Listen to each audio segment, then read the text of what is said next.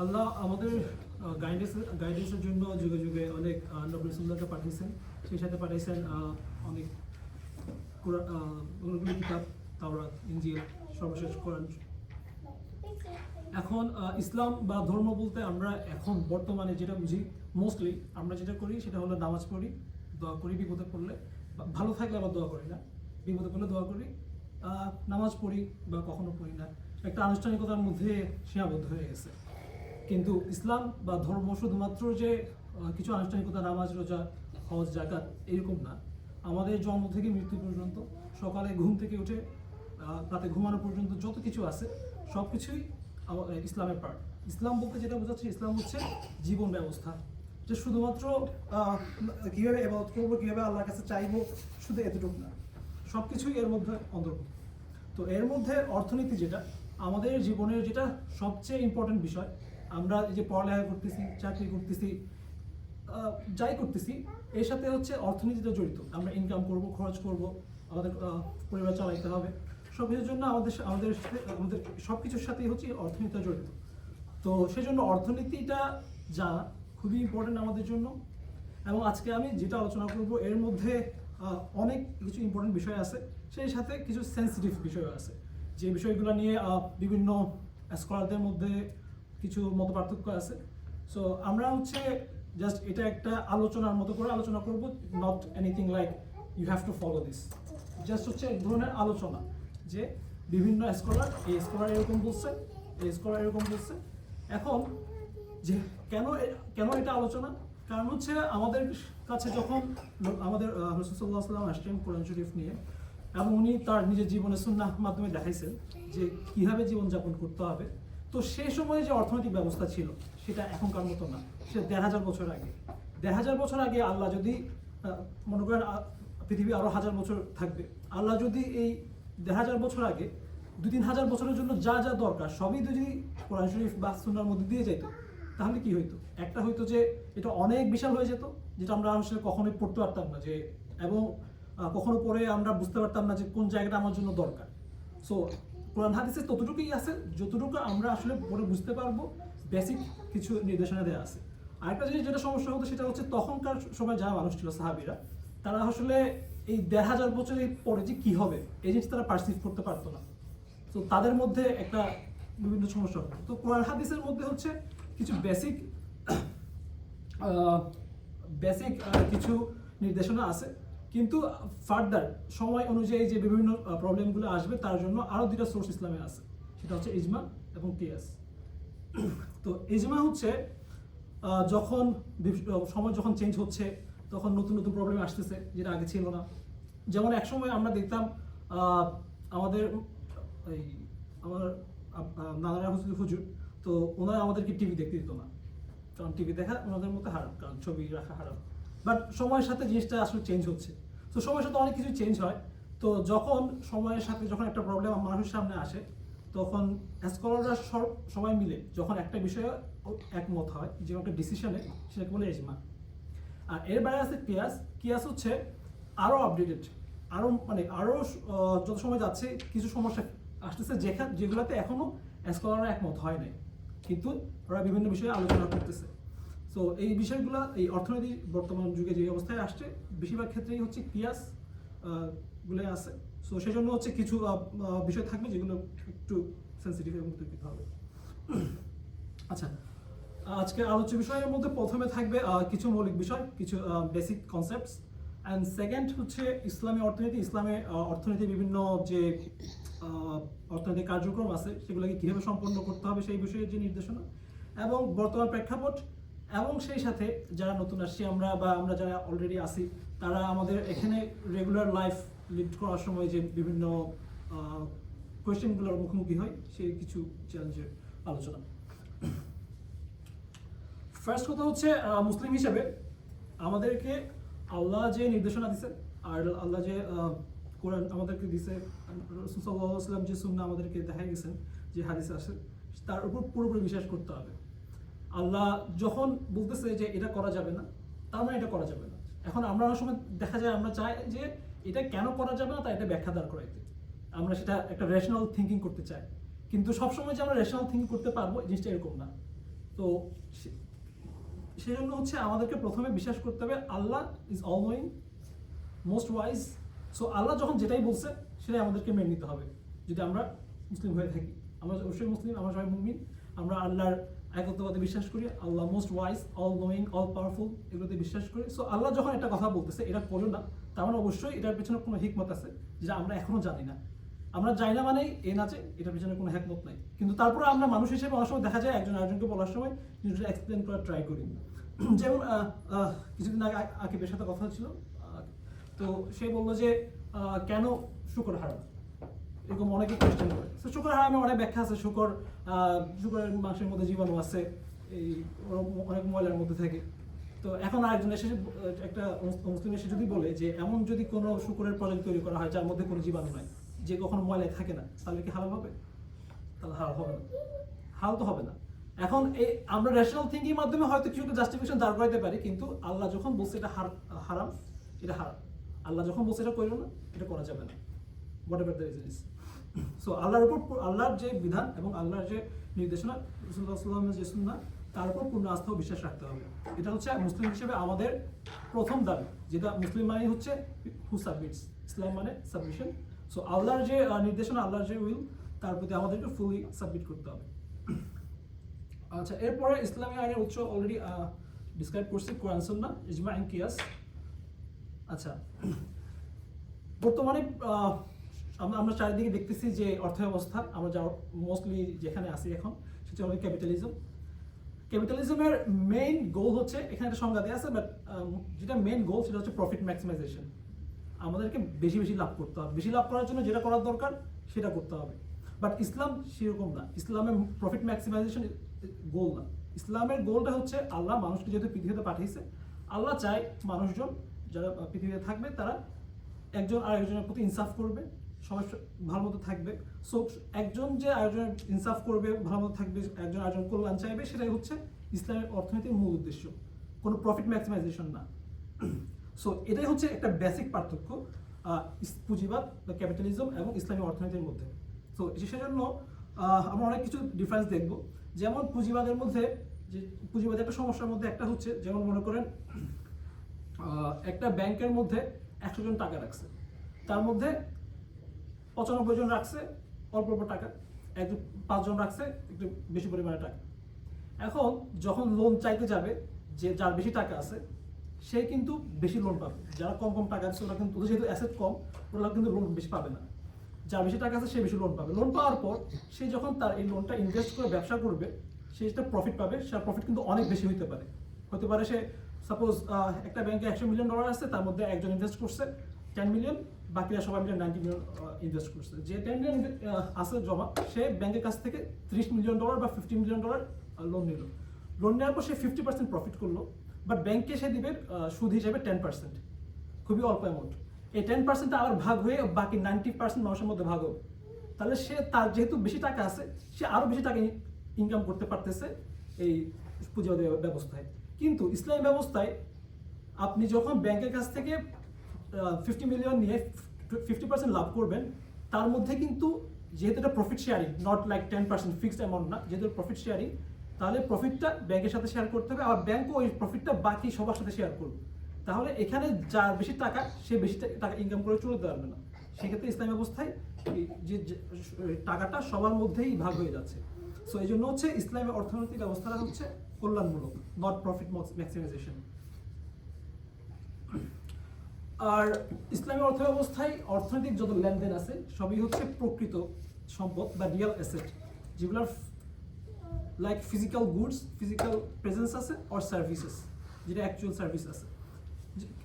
Just মানি, just paper মানি, যেটা সেটা কখনোই সম্পদ না। মানি হচ্ছে একটা লেনদেনের মাধ্যম। আমরা মানি দিয়ে টাকা দিয়ে শুধুমাত্র লেনদেনের মাধ্যম হিসেবে ইউজ করতে পারি, বাট টাকাকে কখনো আরো টাকা ইনকামের জন্য ইউজ করা যাবে না, যেটা আমরা ব্যাংকের মাধ্যমে করি। ব্যাংকে আমরা 10 টাকা রাখি, 1 টাকা সুদ দেয়, ওটা 11 টাকা হয়। ওখানে কিন্তু রিয়াল কোনো অ্যাসেট নাই। সো ইসলামের কোনো ট্রানজ্যাকশনের মধ্যে রিয়াল অ্যাসেট ছাড়া কোনো ট্রানজ্যাকশন হতে পারবে না। এটা হচ্ছে ইসলামের যত ধরনের ফিনান্সিয়াল ট্রানজ্যাকশন, তার একটা মূল ভিত্তি হচ্ছে রিয়াল অ্যাসেট থাকতে হবে। যাই ট্রানজ্যাকশন হোক, রিয়াল অ্যাসেট থাকতে হবে। আচ্ছা, আরেকটা বেসিক ডিফারেন্স হচ্ছে ইসলাম এবং বর্তমান ক্যাপিটালিজমের মধ্যে মূলধন বলতে যারা মূলধন সরবরাহ করে banking bank or financial agencies or companies এবং উদ্যোক্তা যে এন্টারপ্রেনার যে টাকা ধার করবে। তো কারেন্ট ক্যাপিটালিজমের মধ্যে মূলধন এবং উদ্যোক্তা দুজন ডিফারেন্ট জিনিস, মানে যে মূলধন সরবরাহ করবে এবং যে ক্যাপিটালটা ধার নিবে তার মধ্যে একটা ডিফারেন্স আছে। ডিফারেন্সটা হচ্ছে আমি যখন ব্যাংক থেকে টাকা ধার নিব, ব্যাংককে আমি একটা ফিক্সড পরিমাণ টাকা প্রতি মাসে মাসে দিতে থাকবো, রিগার্ডলেস অফ আমি লাভ করতেছি নাকি লস করতেছি। সো এটা হচ্ছে এই দুজনের মধ্যে ডিফারেন্স। কিন্তু ইসলামের মধ্যে জিনিসটা এরকম না। ইসলামের মধ্যে যে মূলধন সরবরাহ করতেছে এবং যে ব্যবসা করতেছে দুজনেই হচ্ছে পার্টনার। লাভ হলে দুজনেই লাভ করবে, লস হলে দুজনেই লস করবে। তো কীভাবে লস করবে সেটা আমরা পরে দেখবো, কিন্তু এখানে একটা মেজর ডিফারেন্স আছে বর্তমান অর্থব্যবস্থা এবং ইসলামী অর্থব্যবস্থার মধ্যে। আচ্ছা, ইসলামী অর্থব্যবস্থায় আমরা বিভিন্ন ধরনের ফিনান্সিয়াল ট্রানজাকশন হতে পারে, তার মধ্যে কিছু মেজর বিনিয়োগ পদ্ধতি অর মোডস অফ ফাইন্যান্সিং এখানে আছে। সো এগুলো আমি একটা একটা করে একটু বর্ণনা করব। তো আমরা জাস্ট হচ্ছে টার্মগুলো এখানে লিখছি জাস্ট হচ্ছে দেখার জন্য না, কারণ আমরা এখন যখন একটু একটু টাকা আমরা সেভ করব, কোথাও ইনভেস্ট করব, শেয়ার কারোর সাথে শেয়ারে আমরা বিজনেস করব, কোথাও ইনভেস্ট করব, তখনই আমাদেরকে জিনিসগুলো মাথায় রাখতে হবে যে আমরা যে ডিড করছি বা চুক্তি করতেছি শেয়ারে বিজনেস করার জন্য, সেই চুক্তিটা কি ইসলাম অনুযায়ী ঠিক হচ্ছে কিনা এটা আমাদেরকে জানতে হবে। টার্মগুলো জানাটা খুব বেশি ইম্পর্টেন্ট না, বাট কোনটা কোন ধরনের বিজনেস এটা জানাটা ইম্পর্টেন্ট। মুশারাকা মানে হচ্ছে শেয়ার। সেটা হচ্ছে যখন একাধিক পক্ষ সবাই শুধুমাত্র টাকা ইনভেস্ট করবে একটা বিজনেসে, আমরা কয়েকজন মিলে টাকা ইনভেস্ট করছি, তারপর আমরা বিজনেসটা চালাচ্ছি। এই ক্ষেত্রে আমরা যখন শুধুমাত্র টাকা ইনভেস্ট করে বিজনেস করব, সেই ক্ষেত্রে লাভ যেটা হবে বিজনেস থেকে যে লাভটা হবে, সেই লাভের পরিমাণ আমরা লাভটা যখন শেয়ার করব সেটা যে কোনো অ্যামাউন্ট হতে পারে। আমি আর নাজিফ যদি 50 টাকা ইনভেস্ট করে একটা বিজনেস করি, লাভ হওয়ার সময় যে 50-50 হইতে হবে কথা নাই, সেখানে আমরা 60-40 করতে পারি, 70-30 করতে পারি, ডিপেন্ডিং অন আওয়ার আন্ডারস্ট্যান্ডিং। কিন্তু যখন ক্ষতি হলে অবশ্যই আমাদের যে ইনভেস্টমেন্টের যে রেশিও, সেই রেশিও অনুযায়ী হতো। ক্ষতির ক্ষেত্রে ওইভাবে চেক করা যাবে না যে আমি 50-50 ইনভেস্ট করার পরেও আমার যেহেতু পাওয়ার আছে আমি ক্ষতি কম নিব, তুমি ক্ষতি বেশি নিবা, এটা করা যাবে না। যে কোনো ক্ষেত্রে ক্ষতি সমান হবে, কিন্তু লাভ করার ক্ষেত্রে আমরা লাভের পার্সেন্টেজটা আমাদের ইনভেস্টমেন্ট রেশিও থেকে ডিফারেন্ট করতে পারি। এটা হচ্ছে মুশারাকা। আচ্ছা, এটা উভয় পক্ষ আমরা মূলধন আমরা জমা দিব, লাভ ভাগাভাগি হবে নির্ধারিত অনুপাতটা যে কোনো অনুপাত হতে পারে, সেটা আমাদের মধ্যে বিজনেসের শুরুতে ঠিক হবে, কিন্তু ক্ষতি ভাগাভাগি হবে মূলধনের অনুপাতে। আচ্ছা, এর মধ্যে দুইটা প্রকার আছে। একটা স্থায়ী মুশারাকা, যে দীর্ঘমেয়াদী ব্যবসা, আমরা দুজনের ব্যবসা করতেছি অনেক দিনের জন্য। আরেকটা হচ্ছে বাড়ি ফাইন্যান্সিং, যেটা হলো এক ধরনের হ্রাসমান মুশারাকা, যেটা আস্তে আস্তে অংশীদারিত্বটা চেঞ্জ হয়ে থাকে। আমরা যদি ইউএসএতে যারা হচ্ছে ইসলামিক ফাইন্যান্সিং করে থাকে, সেই ক্ষেত্রে হচ্ছে হ্রাসমান মুশারাকাটা হয়ে থাকে, যেখানে আমরা মাসে মাসে কিছু টাকা জমা দিয়ে বাড়ির অংশটা কিনে নিই। আর একটা হচ্ছে মুদারাবাটা আমরা অনেকেই শুনে থাকতে পারি ইসলামী ব্যাংক বাংলাদেশে কেউ যদি আমরা ইসলামী ব্যাংকিং করে থাকি, এই ক্ষেত্রে হচ্ছে একজন টাকা দিবে আর একজন ব্যবসা করবে, যে কোনো টাকা দিবে না। তো যে টাকা দিবে সে হচ্ছে রাব্বুল মাল, সম্পদের মালিক, এবং যে মুদারিব সে হচ্ছে ব্যবস্থাপক, সে জাস্ট ব্যবস্থাপনা করবে। তো আমাকে যদি একজন টাকা দেয়, আমাকে টাকা দিয়েছে বিজনেস করার জন্য, আমি বিজনেসের সব কিছু করতেছি, ব্যবস্থাপনা করতেছি, কিন্তু বিজনেসের যা কিছু আছে, যত ধরনের অ্যাসেট আছে, সবগুলোর মালিক হচ্ছে রাব্বুল মাল, যে সম্পদের আমাকে ইনভেস্ট করছে। আমি কোনো কিছু মালিক না এই ক্ষেত্রে, যে মুদারাবার ক্ষেত্রে বিজনেস সবই হবে, কিন্তু আমি কোনো কিছু মালিক না, মালিক হচ্ছে যে আমাকে টাকা দিছে, কারণ আমি এর মধ্যে কোনো টাকা দিই নাই, আমি এর মধ্যে শুধুমাত্র আমার শ্রম দিচ্ছি, টাইম দিচ্ছি। এই ক্ষেত্রে লাভ হবে সেম পূর্ব নির্ধারিত একটা রেশিওতে, সেটা আমরা শুরু থেকে ঠিক করে নিব। ক্ষতি যদি হয়, সেই ক্ষেত্রে ক্ষতিটা বহন করবো শুধুমাত্র যে টাকা ইনভেস্ট করছে, আমি কোনো ক্ষতি বহন করব না যে আমি বিজনেসটা করতেছি, কারণ আমি আসলে কোনো টাকা যেহেতু দেই নাই, আমার কোনো টাকার পার্সেন্টেজও নাই। সো আমার ক্ষতি বহন করবো, আমার ক্ষতি হচ্ছে যে আমি টাইম দিছি, যে শ্রম দিছি, যে টাকা ইনভেস্ট করছে, শুধুমাত্র সেই ক্ষতিটা বহন করবে। এবং ব্যবসার মধ্যে যত ধরনের সম্পদ আছে সব কিছুর মালিক যে মূলধনদাতা, যে ইনভেস্ট করছে। আর আর যে আমি যে বিজনেস করতেছি, আমি অনলি আমার প্রফিটের উপর আমার রাইট আছে। আমার মেইন বিজনেসের যে অ্যাসেট তার উপর আমার কোনো রাইট নেই। এগুলো সব কিছু যে ইনভেস্ট করছে তার। তো এখানে দুই ধরনের মুদারাবা আছে। একটাতে হচ্ছে কোনো সীমাবদ্ধতা নাই, তার মানে হচ্ছে এই ক্ষেত্রে যে ইনভেস্ট করতেছে সে আমাকে বলে দিচ্ছে না যে কিসে ইনভেস্ট করব, কোথায় ইনভেস্ট করব, কি করব না করব। সে আমাকে টাকা দিচ্ছে, আর তার সাথে আমার কথা হয়েছে যে আমি এমন একটা বিজনেস করতেছি, তোমার মধ্যে প্রফিট শেয়ারিং এত, লস হলে শুধু তোমার লস। আর একটা হলো আল মুকাইয়াদা, যেটাতে শর্তযুক্ত, যে সেক্ষেত্রে যে ইনভেস্ট করতেছে সে বলে দিতে পারবে যে কিসের বিজনেস করব, কিভাবে করব না করব, সবই বলে দিতে পারবে।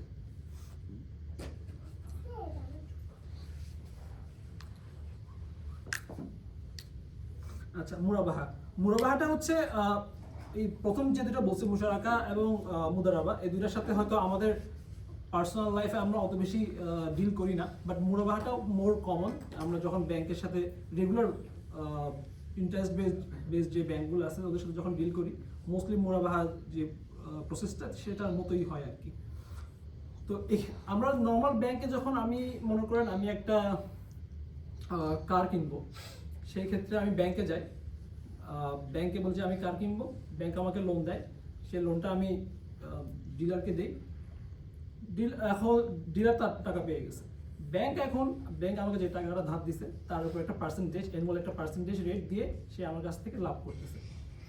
কিন্তু ইসলাম ব্যবস্থায় এটা হারাম, কারণ এখানে আসলে ব্যাংক আমাকে টাকা দিচ্ছে, টাকার বিনিময়ে সে আমার কাছ থেকে বেশি টাকা নিচ্ছে। সে আমাকে মনে করেন 30K ধার দিল, সে আমার কাছ থেকে এনুয়াল একটা পার্সেন্টেজ রেট দিয়ে 35K আমার কাছ থেকে দিল। সে কিন্তু টাকার বিনিময়ে টাকা নিচ্ছে, যেটা ইসলামে হারাম। কারণ ইসলামে ট্রানজ্যাকশন হবে রিয়েল এসেটের, নট অনলি মানি হচ্ছে লেনদেনের মাধ্যম। তো এই ক্ষেত্রে ইসলামী ব্যাংকিং এর ক্ষেত্রে যেটা করা যাবে সেটা হচ্ছে ব্যাংক প্রথমে গাড়িটা কিনবে ডিলারের কাছ থেকে। তো সেই মোমেন্টে গাড়ির মালিক ব্যাংক। তারপর ব্যাংক এই গাড়িটা যদি 30K দিয়ে কিনে, তারপর সেটা গ্রাহককে 35K-তে সেল করতে পারবে 3 বছরের জন্যই, সেম কিস্তিতে। কিন্তু এই ক্ষেত্রে যে গ্রাহক, সে জানবে গাড়িটা কত দিয়ে কেনা হচ্ছিল, গাড়িটা ব্যাংক কত দিয়ে কিনছে, তার কাছে কত লাভে বিক্রি করতেছে, সে সব কিছুই জানবে। কিন্তু এই ক্ষেত্রে কিন্তু যখন ট্রানজ্যাকশনটা হচ্ছে তখন ব্যাংক গ্রাহককে একটা গাড়ি দিচ্ছে এবং তার বিনিময়ে সে লাভ, যেহেতু সে একটা ওয়ান টাইম একটা ইনভেস্টমেন্ট করছে গাড়িটা কেনার জন্য, তার বিনিময়ে সে কিছু লাভ করতেছে। তার আরও যে বিভিন্ন খরচ আছে সেটা অ্যাড করে সে মনে করেন 35K অ্যাড করলো, তারপর সেটা 36 মান্থসে ডিভাইড করে গ্রাহককে দিয়ে দিল। তো এই ক্ষেত্রে গ্রাহক তাকে ব্যাংকে টাকা দিচ্ছে, কিন্তু ব্যাংক আবার গ্রাহককে রিয়েল অ্যাসেট দিচ্ছে, not money from money. So এখানে জিনিসটা একটু ডিফারেন্ট। যদি এই জিনিসটা আমরা অনেক সময় মনে করি, আমরা যারা একটু ইসলামী ব্যাংকিং এর নাম শুনছি, আমরা অনেক সময় মনে করি যে ইসলামী ব্যাংকিং এর যে প্রসেস সেটা রেগুলার ইন্টারেস্ট বেসড ব্যাংকিং এর প্রসেসের মতো সেম। বাট এটা একটা বড় রিজন হচ্ছে ইসলামী ব্যাংকগুলা তাদের যে নিয়মকানুন, যে পলিসি, সেটা ঠিক মতো ফলো করতে পারে না বা ফলো করে না। তো এই জন্য হচ্ছে আমাদের কাছে মনে হয় এটা বাইরে থেকে যে দুইটাই সেম, বাট কিন্তু দুইটার মধ্যে একটু ডিফারেন্স আছে।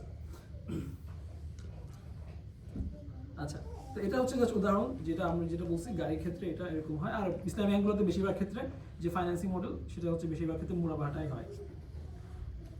আচ্ছা, মুরাবাহার কিছু বিধান আছে।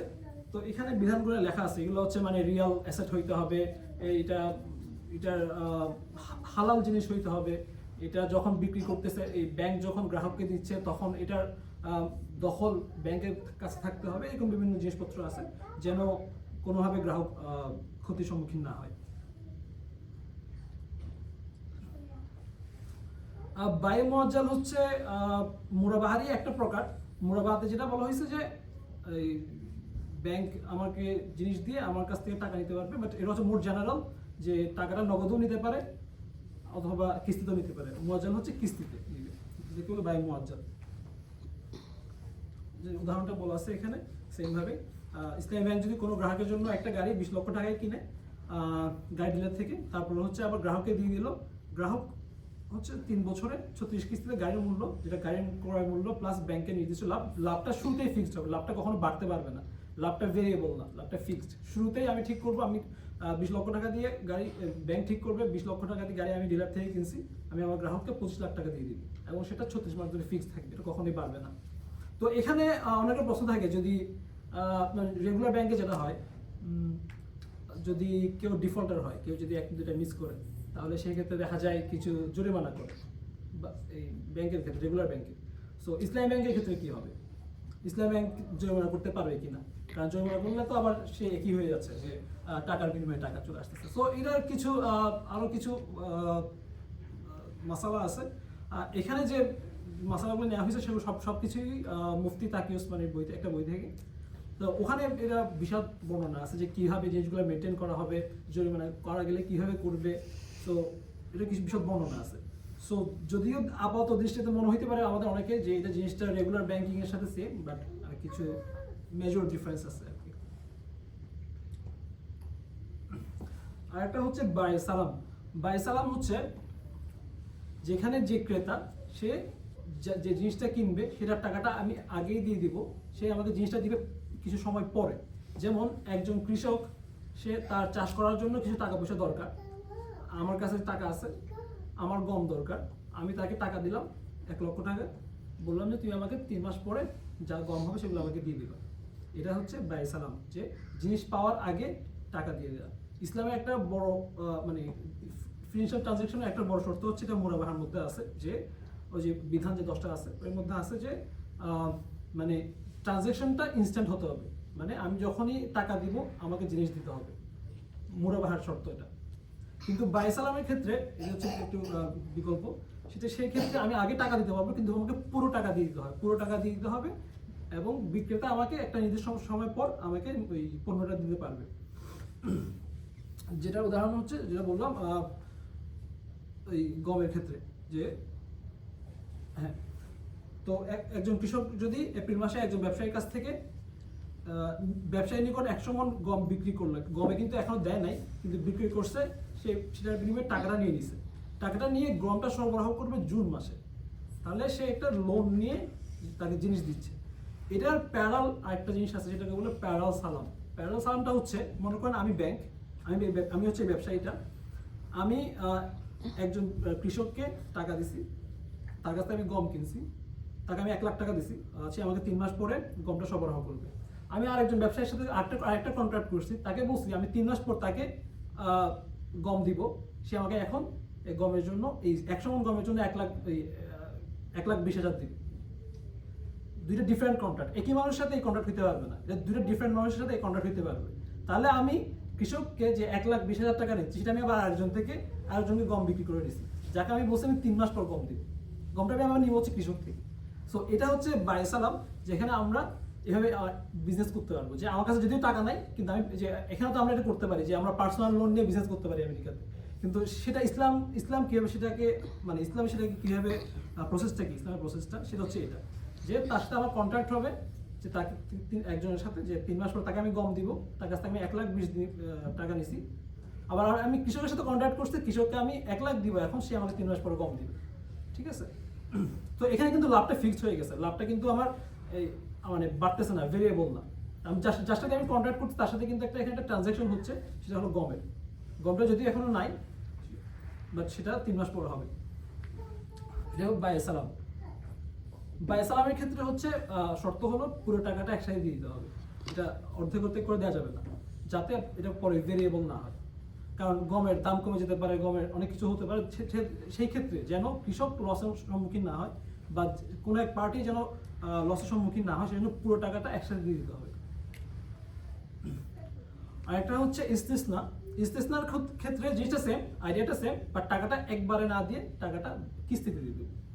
এটা একটা উদাহরণ হচ্ছে, সাপোজ আমার কাছে জায়গা আছে, আমি একটা ডেভেলপারকে বলছি এই জায়গায় একটা জমি একটা বিল্ডিং বানাইতে, এখন আমার কাছে তো টাকা নেই,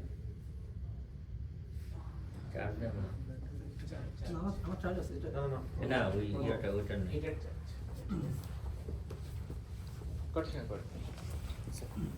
আচ্ছা, আমার কাছে টাকা নাই, এখন আমি ডেভেলপারকে বললাম যে তুমি বাড়ি বানাও, তোমাকে আমি 36 কিস্তিতে বা 10 বছরে আমি তোমাকে টাকা দিব কিস্তিতে। সো ওর বাড়ি বানাইতে কিন্তু টাইম লাগবে, ওর বাড়ি কিন্তু এমন না যে আমি চাইলেই আজকে বানাই দিতে পারবেন আমাকে বাড়ি, ওর বাড়ি বানাইতে টাইম লাগবে। সেই টাইমে আমি প্রতি মাসে একটা নির্দিষ্ট অ্যামাউন্ট দিয়ে দিয়ে তার তার টাকাটা আমি তাকে দিব।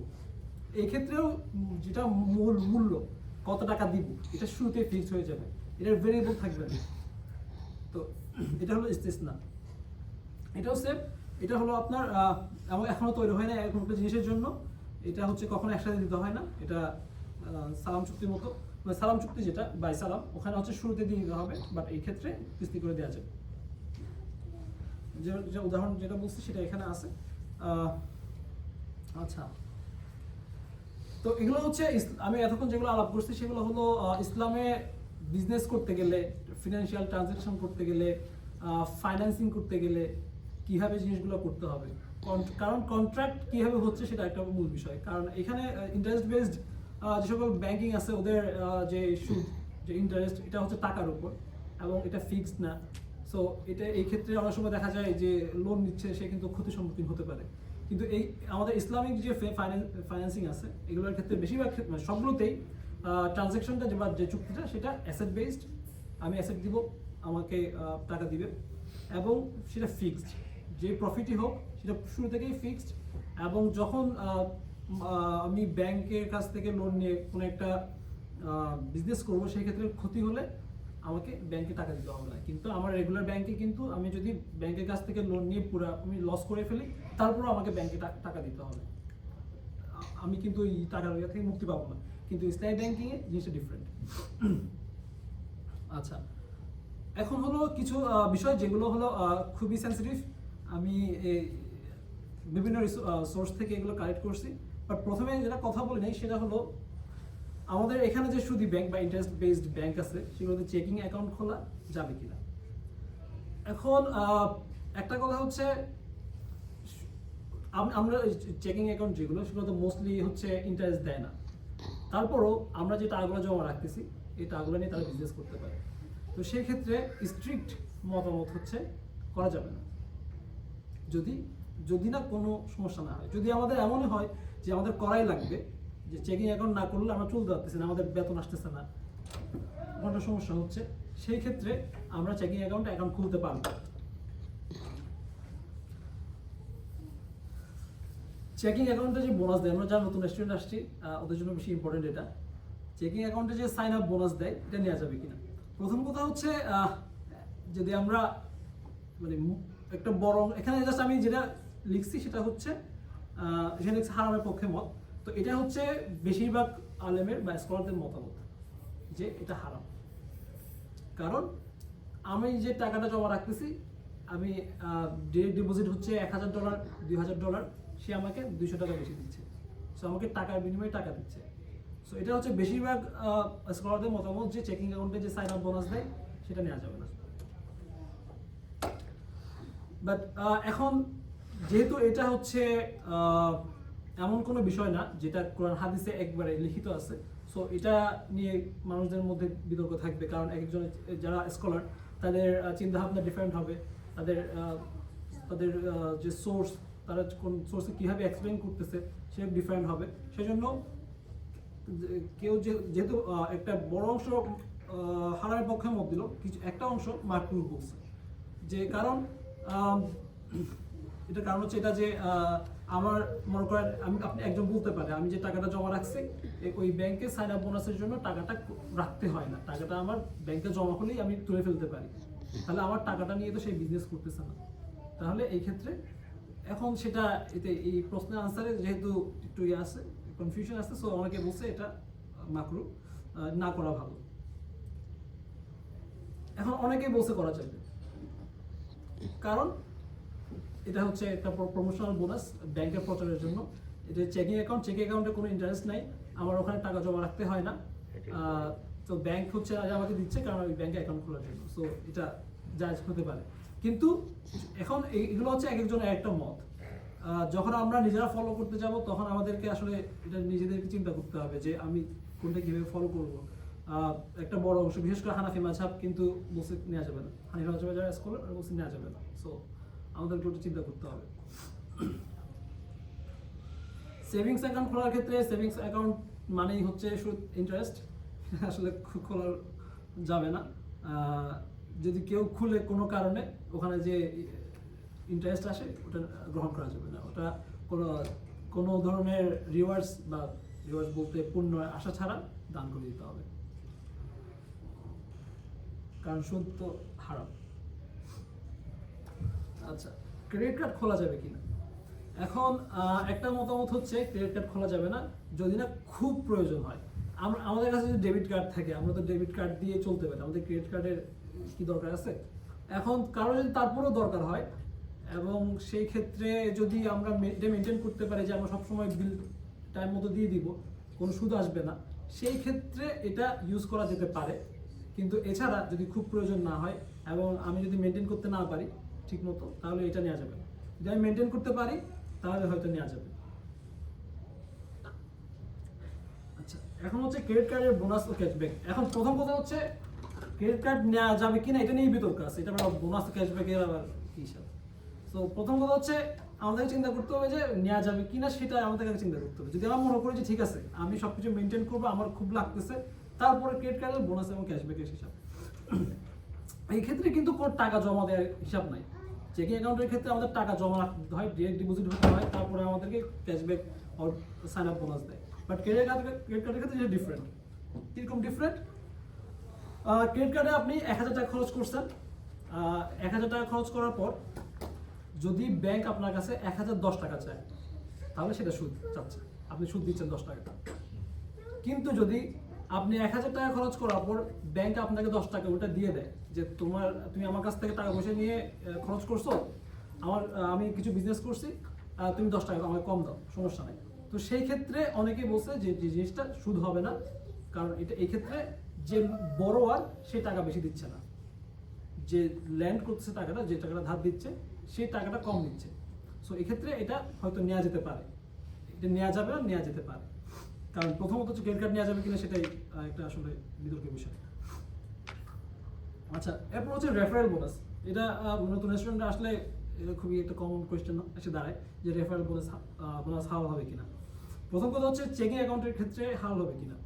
তো এখন এখানে কিন্তু প্রত্যেকটাই এটা কিন্তু কয়েকটা স্টেপে, যে প্রথমে চেকিং অ্যাকাউন্ট রাখা যাবে কিনা এটাই একটা প্রশ্ন। তো আমরা যদি কেউ মনে করি যে চেকিং অ্যাকাউন্ট রাখা যাবে, তো সেই ক্ষেত্রে হচ্ছে যে রেফার করবে তার ক্ষেত্রে রেফারেল বোনাসটা নেওয়া যেতে পারে, কারণ সে আসলে কিন্তু ব্যাংকের কোনো লেনদেন হচ্ছে না, সে জাস্ট রেফার করতেছে। কিন্তু এখানে প্রশ্ন আছে, যদি মানে আমি একটা মানুষকে একটা সুদী ব্যাংকে রেফার করতেছি, এটা কিন্তু একটা গুনাহ হতে পারে। সো এখানে একটা বিতর্ক আছে। এগুলো হচ্ছে ডিসকাশন বিটুইন দ্য স্কলারস। সো আমাদের নিজেই চিন্তা করতে হবে আমরা কোন দিকে যাব। ঠিক আছে, আজানটা শেষ হোক।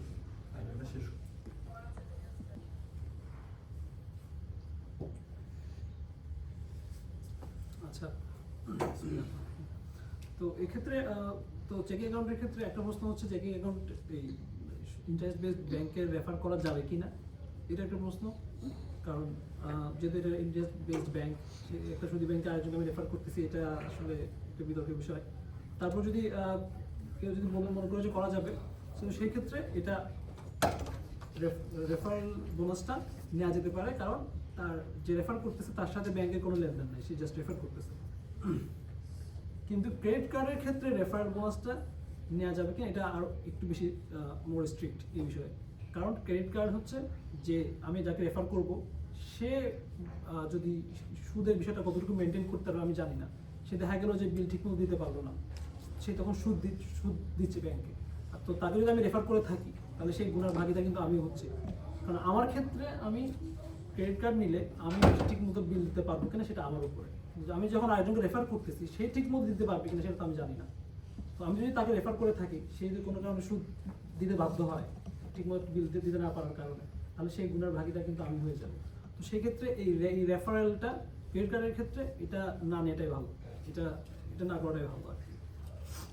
এবং এই পক্ষেই বেশি মতামত। যেখানে সূরা মাইদার একটা আয়াতের কথাও এখানে লিখছি, সেটা হচ্ছে তোমরা একে অপরকে পাপ ও সীমা লঙ্ঘনে সাহায্য করো। সো রেফারেলের ক্ষেত্রে সে দুইটার ক্ষেত্রে, নট অনলি ক্রেডিট কার্ড, দুটার ক্ষেত্রেই এটা আসলে আমাদেরকে একটু চিন্তা করতে হবে যে আমরা আসলে এটা করবো কিনা। এবং কিন্তু ক্রেডিট কার্ডের ক্ষেত্রে এটা মোর স্ট্রিক্ট, এটা আমরা না করলেই ভালো। আচ্ছা, আমরা অনেকে অলরেডি অনেকদিন আসি, অনেকে নতুন আসছি, আমরা স্টক মার্কেটে ইনভেস্ট করার ওয়ে খুঁজি, করতে চাই, অনেকে কোয়েশ্চেন থাকে করা যাবে কি করা যাবে না। তো এর পরের স্লাইডে যেগুলো লেখা আছে এগুলা মুফতি মোহাম্মদ তাকি ওসমানের বই থেকে নেয়া, ওনার যে বইয়ের কথা বলছি। যদি ডিটেলস জানার আগ্রহ থাকে বা কারো কোয়েশ্চেন থাকে আমি বইটা পাঠাই দিব, আমার কাছে পিডিএফ কপি আছে। তো ওখানে যেটা বলছে সেটা হলো প্রথমত কোনো একটা কোম্পানিতে ইনভেস্ট করার ক্ষেত্রে অবশ্যই আমাদের আমি যে একটা বিজনেস করি, আমি তো সুদের সাথে জড়িত হতে পারবো না, আমি পার্সোনাল কোনো জায়গায় বিজনেস করি। কিন্তু যখন আমরা সাপোজ আমরা যে কোনো একটা মেটাতে ইনভেস্ট করলাম, মেটার কিন্তু সুদী ব্যাংকের সাথে লেনদেন থাকবে, ওদের এফডিআর থাকবে, ওদের অনেক কিছু থাকবে। সো তাদের ইনকামের একটা অংশ কিন্তু সুদ থেকে হতে পারে। সেটা শুধুমাত্র মেটা নেই, যে কোনো কোম্পানি ওদের কিন্তু এফডিআর থাকে, একটা ব্যাংকে সেভিংস থাকে। সো যখন আমরা ওই কোম্পানির শেয়ার কিনবো, আমি কিন্তু ওই কোম্পানির মালিক, আমি কোম্পানির মালিক হিসেবে, তাহলে আমি কোম্পানির একটা অংশের মালিক আমি, এবং আমার কোম্পানি সুদের কারবারের সাথে জড়িত, তাহলে আমি কিন্তু গুনার পার্ট হচ্ছি। তো এদিক থেকে অনেক স্কলাররা বলেছে ইনভেস্ট করা যাবে না। কিন্তু এখন যারা একটু শিথিল এবং তো সেই স্কলাররা যেটা বলতেছে যে যদি কোম্পানির মূল ব্যবসা হালাল হয়, তার যে মেন বিজনেস সেটা যদি হালাল হয়, যেমন এনভিডিয়ার ক্ষেত্রে এনভিডিয়ার মেন বিজনেস জিপিইউ সেল করা, কিন্তু তার কিছু টাকা পয়সা হয়তো ব্যাংকে এফডিআর করা থাকতে পারে, কিন্তু তার মেন বিজনেসটা জিপিইউ সেল করা। তো সেই ক্ষেত্রে সেই ধরনের কোম্পানিগুলোতে ইনভেস্ট করা যেতে পারে। কিন্তু ওই ব্যাংকগুলো থেকে যে ডিভিডেন্ড দিবে, ডিভিডেন্ড বলতে ওদের কোয়ার্টারলি যে ইনকাম প্রফিট হয়, ওই প্রফিট যেটা আমাদের অ্যাকাউন্টে আসে, আমাদেরকে তখন ফিনান্সিয়াল যে ডকুমেন্ট আছে ওইটা চেক করে কত পার্সেন্ট সুদ থেকে আসছে ওটা বের করে অত পার্সেন্ট দান করে দিতে হবে অ্যাটলিস্ট। আমাদের যে কোয়ার্টারলি প্রফিট আসে ওখান থেকে যে সুদের পার্সেন্টেজ, সুদ থেকে যে লাভ করছে কোম্পানি, ওইটা হচ্ছে মানে এটা হলো আমরা তারপর যারা করতে চাই সেক্ষেত্রে না করাটা বেটার। যদি আমরা না করে থাকতে পারি ভেরি গুড, বাট তারপর যদি করি সেই ক্ষেত্রে ডিভিডেন্ডের যে পার্সেন্টেজটা আমাদের হিসাব করে বের করতে হবে, যে পার্সেন্টেজটা সুদ থেকে আসছে ওটা আমাদেরকে দান করে দিতে হবে উইদাউট এনি এক্সপেকটেশন অফ সোয়াব। তবে এই ক্ষেত্রে একটা মতামত আছে ক্যাপিটাল গেইন। ক্যাপিটাল গেইন বলতে যেটা আমি একটা শেয়ার 10 টাকা দিয়ে কিনছি, সেটা আমি 15 টাকা দিয়ে বিক্রি করছি, 5 টাকা লাভ হয়েছে, এটা হচ্ছে ক্যাপিটাল গেইন। এই ক্ষেত্রে এই 5 টাকাতে কোনো কিছু বাদ দিতে হবে না, এটাতে আর কি মতামত দিচ্ছে। তবে আমরা যেখানে শেয়ার করি, শেয়ার বিজনেস করি, শেয়ার স্টক কেনাবেচা করি, এগুলা এমন কোম্পানি হতে হবে যারা হালাল ব্যবসা করে, যাদের অ্যাকচুয়াল ফিজিক্যাল গুড আছে, এবং কোনো ধরনের গ্যামলিং, সুদ, যেমন ব্যাংকের শেয়ার কেনা যাবে না, সুদের সাথে জড়িত ওগুলো করা যাবে না, যাদের মূল ব্যবসা সুদ আর কি। আচ্ছা, আরেকটা জিনিস হচ্ছে আমরা যখন আমাদের অ্যাপের মধ্যে যখন ট্রেডিং করবো, ওখানে অনেক কিছু থাকবে, অপশন সেলিং, অপশন সামথিং। তো ওখানে ওগুলো তো হলো আপনার ওই short selling, options, buy sell, ওগুলো করা যাবে না, কারণ ওগুলো হচ্ছে অ্যাকচুয়াল গ্যামলিং। ওখানে হলো আমরা অ্যাকচুয়াল শেয়ার কেনাবেচা করি না, রেদার আমরা স্পেকুলেশন করি যে এই শেয়ারের দাম বাড়তে পারে, এই শেয়ারের দাম কমতে পারে। সো ওই ধরনের ট্রেডিং করা যাবে না। এবং এখানে বলছে প্রকৃত সম্পদের অস্তিত্ব নাই এমন কোম্পানি বা এমন কোনো কিছু, বিটকয়েন আর সামথিং, এগুলো আসলে একটু বিতর্কিত। এগুলো থেকে এখন দূরে থাকা ভালো। এমনিতেই শেয়ার কেনা বেচা বিতর্কিত, তার উপর ওগুলো আরো বেশি বিতর্কিত, ওগুলো থেকে দূরে থাকা ভালো। ফাইনালি সুদের মাধ্যমে যে গাড়ি বাড়ি কেনা যায়, আমরা গাড়ি কিনি মর্টগেজ দিয়ে, বাড়ি কিনি মর্টগেজে, গাড়ি কিনি ফাইন্যান্সিংয়ে, এগুলা ডিরেক্ট সুদের সাথে রিলেটেড। সো এগুলো থেকে দূরে থাকাই ভালো, কারণ সুদ হারাম। যারা সুদের সাথে জড়িত, সুদ নিবে, তাদের জন্য অনেক বড় শাস্তির কথা বলা আছে কোরআন হাদিসে। সো 0% এপিআর কি সুদ? 0% এপিআর সুদ না আমার মতে, বাট এখানে একটা কোশ্চেন আছে, সেটা এখানে অনেকগুলো কোয়েশ্চেন থাকবে আমি জানি, এই কারণে এগুলো বিষয়গুলো অনেক বিতর্কিত বিষয়। আমি যতটুকু পারি ট্রাই করবো আনসার দেওয়ার, যদি না পাই তাহলে আমি পরে আলাপ করবো আপনার সাথে পার্সোনালি। কোশ্চেনটা হলো যেটা ভাই যেটা বললো, সেম কোশ্চেন সাথে একটু অ্যাড করি। একটা ব্র্যান্ড নিউ গাড়ি যদি কেউ কিনতে চায়, ব্যাংক কিন্তু 0% এপিআর দেয়, সেক্ষেত্রে তো ব্যাংক কিন্তু গাড়ি নিচ্ছে না, গাড়ি কিনে আমাকে দিচ্ছে না, তাহলে হ্যাঁ কি হ্যাঁ এটা এটা যদি এই জন্য এগুলোর সাথে মানে রেগুলার ব্যাংকিং এর সাথে এগুলো একটু বিতর্ক আছে, তো এগুলো যারা স্কলার ওদের সাথে আলাপ আলোচনা করে এই ডিসিশনগুলো নেওয়া বেটার। যখন আপনি একটা ফিনান্সিয়াল ডিসিশন নেবেন যেটা আপনার সন্দেহ হচ্ছে অ্যাকচুয়ালি একজন স্কলারের কাছে, আমি আপনাদেরকে স্কলারের কথাগুলো বলতেছি, but I am not myself N scholar so scholar যে তার সাথে আলাপ আলোচনা করে এই ডিসিশন নেওয়াটা ভালো। আচ্ছা, আর কারোর কোনো কোয়েশ্চেন আছে?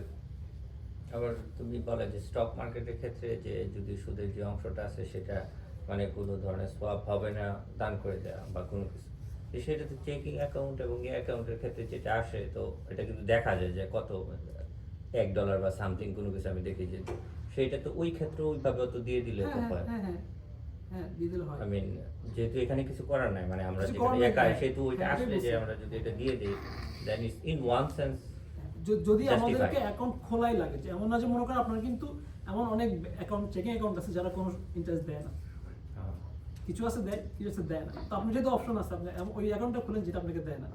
অথবা যদি আপনার খোলাই লাগে, মনে করেন আপনি আপনার আশেপাশে কোনো ব্রাঞ্চই নেই, ওই একটা ব্যাংকেরই ব্রাঞ্চ আছে ওটাই খোলা লাগছে, সেই ক্ষেত্রে আপনার যে ইন্টারেস্ট আসবে ওটা আপনি দিয়ে দেবেন, ওটা আর কি। তখন একটা কোশ্চেন ছিল যে ডিফল্টারের ক্ষেত্রে যে আমি গাড়ি কিনছে ইসলামিক ব্যাংক থেকে পরে 36 মাসে দিতে পারবো না টাকাটা, তখন কি হবে? তো ওটা আমি বলছি কিছুক্ষণ আগে যে এই লেখাগুলো যে বই থেকে নিয়েছি মুফতি তাকি ওসমানী, ওই বইতে বলা আছে যে এই সকল ক্ষেত্রে মনে করো যে ব্যাংক তো ওর কাছে একটা লাভের জিনিসটা বিক্রি করছিল, তো ওই লাভের একটা অংশ মাসে মাসে যদি দিবে না, মনে করো মাসিক লাভ সহ যোগ করে মান্থলি 1000 টাকা ওর দেওয়ার কথা, ওখানে লাভের পার্সেন্টেজ 100 টাকা, লাভ 100 টাকা। তো আমি যখন টাকা দিতে পারে নাই, আমি কিন্তু আমার গ্রাহকদেরকে বাকি যারা আমার কাছে টাকা জমা রাখছে ওদেরকে আমি ওই লাভের পার্সেন্টেজ দিয়ে দিচ্ছি, তাহলে আমার কিছু লস হচ্ছে না। তো এখন এখানে অনেকগুলো মতামত আছে ওখানে যে জরিমানা করা যাবে কিনা, জরিমানা করলে কিভাবে করা যাবে, সো ওগুলোর যে ডিটেলস জানতে আমি তোমাকে বইটা শেয়ার করবো, তুমি আমাকে করতে হবে। বাট ওখানে জরিমানার কিছু বিষয় আছে, কিভাবে জরিমানা মানে আরো 1 মাস টাইম দিতে হবে বা কিছুদিন সময় দিতে হবে, ইনস্ট্যান্টলি করা যাবে না, এরকম কিছু বিষয় আছে। আমি একটা কোশ্চেন করতে চাইছিলাম। সো ওইখানে যে বলা হলো যে মানে ইসলামিক ব্যাংকিং এর এটাতে ফিক্সড হয়ে যাবে যে আমি 30,000 টাকা দিয়ে গাড়ি কিনতেছি, আমি 35,000 আমি গ্রাহকের কাছে বিক্রি করে দিই। তো এইখানে তো আমি 35,000 টাকা ফিক্স করলাম, আমি টাকাটা ফিক্স করতেছি। তো এখানে তো ইনফ্লেশনের একটা ব্যাপার আছে যে টাকার মূল্য তো সেম থাকবে না 10 বছর পরে। যে সাপোজ কথা আমি 35,000 টাকা সে 10 বছরে দিবে, তো আমার তো টাকা এখন যেটা আমি সাপোজ কথা 1 লাখ টাকার ভ্যালু আছে, সাপোজ কথা $100, এর পরবর্তীতে 1 লাখ টাকা 10 বছরে এটার ভ্যালু হয়ে যাবে সাপোজ $60। সেক্ষেত্রে ইনফ্লেশনটা কিভাবে হবে, অ্যাডজাস্ট হবে? তো ব্যাংক যখন কারণ ইসলাম তো এই মানি টাকার এইটাই সাপোর্ট করে না, আপনাকে লেনদেন করতে হবে রিয়েল ভ্যালুতে, গোল্ডে অথবা রূপ্য বা ব্রোঞ্জ যেটা আছে, মানে টাকার জিনিসটাই তো মানে ইসলামে হ্যাঁ, জায়েজ নেই। প্রথম কথা তো এটাই যে টাকা জিনিসটাই আসলে এখন বর্তমান সময়ে টাকা বাদ দিতে আমরা চলতে পারবো না। এখন আপনি বলতে পারেন যে হ্যাঁ আমি এইভাবে করা যাবে, কিন্তু এটা তো আসলে ফিজিবল না। এখন তাহলে এই ফিজিবল না, এটা নিতে এখন আমি ওভার থিঙ্ক করে তো আমি তো ওয়ার্ল্ড চেঞ্জ করে ফেলতে পারবো না, রাইট? আমি এখন চাইলেই টাকার বিনিময়ে বা টাকা বাদ দিয়ে অন্য কিছুতে এখন আমি ট্রানজাকশন করতে পারবো না, রাইট? তো এখন বর্তমান সময়ে এই অবস্থায় থেকে আমি জিনিসটা কিভাবে ট্যাকেল করবো, আমরা চিন্তা করতে পারি যে আমাদের যদি ফিউচার থিঙ্কিং থাকে যে আমরা ইসলামী রাষ্ট্র কায়েম করব, তখন আমরা কি করব, দ্যাটস এ ডিফারেন্ট থিং। কিন্তু এই সময়ে আমরা যেখানে আছি, এই সময় তাহলে আমি কিভাবে থাকবো, ওটা থাকবো আমি বেঁচে নাও থাকতে পারি, 50 বছর পর হবে, 100 বছর পর হবে, 1000 বছর পর হবে, বাট নেক্সট 1 মাস আমি কি করবো, 1 বছর আমি কি করবো, এটা তো আমাকে খুঁজে বের করতে হবে না? তো ওই সলিউশন হচ্ছে এটা। এখন ব্যাংক ওই যে আপনি যেটা বলছেন এই ইনফ্লেশনের কথা, ব্যাংক তো ওটা হিসাব করে আগে সে 5,000 টাকাটাই ঠিক করছে, যে গ্রাহক সে জানে যে এই 5,000 টাকা যে লাভ করতেছে ব্যাংক। এখন ব্যাংকের জন্য তো ইসলামে বলে দেয় না যে তুমি 2% লাভ 2% বেশি করতে পারবে না বা 10% বেশি করতে পারবে না, এটা তো বলে দেয় না। ব্যাংক তার সুবিধা অনুযায়ী সে তার একটা লাভ ঠিক করছে, গ্রাহক সেটা জানে। এখানে কিন্তু এটা পুরো ট্রান্সপারেন্ট থাকতে হবে যে গ্রাহক জানবে গাড়িটা অ্যাকচুয়াল প্রাইস কত, তার কাছে কত বিক্রি করা হচ্ছে, ব্যাংকের লাভের পার্সেন্টেজ কত, সব গ্রাহক জানবে। গ্রাহক যদি তারপরেও মেনে নেয়, তার মানে কি তাদের মধ্যে চুক্তিটা তাহলে কি ফেয়ার, রাইট? ব্যাংক তখন তার যে 3 বছর পর দিবে, 5 বছর পর দিবে, সে সবই হিসাব করেই টাইম ভ্যালু অফ মানি হিসাব করেই সে এই প্রফিটের পার্সেন্টেজ ঠিক করে। আমার মনে হয় ভাই এক কোশ্চেন না নিয়ে শেষ করেন, কারণ আমাদের টাইম হয়ে যাচ্ছে, আমাদের একটু খাওয়া দাওয়া। Thank you. Jazakallah. هذا من عندي والعلم عند الله. ক্যাশ দিয়ে عليه যতদিন কেনার ক্ষমতা হবে না, লিজ এ হাউস, লিজ এ কার, وإليه একটা সমাধান। আল্লাহ আমাদেরকে আজকে যা আলোচনা করছি এর মধ্যে যদি কোনো ভুল ত্রুটি থাকে সেগুলোর জন্য আমাদেরকে ক্ষমা করে দিন, লাইটটা একটু জ্বালাও। এবং যদি ভালো কিছু থাকে, ভালো কিছু আমরা বুঝে থাকি, সে তার প্রতি আমল করার তৌফিক দান করুন। আমিন। আমিন।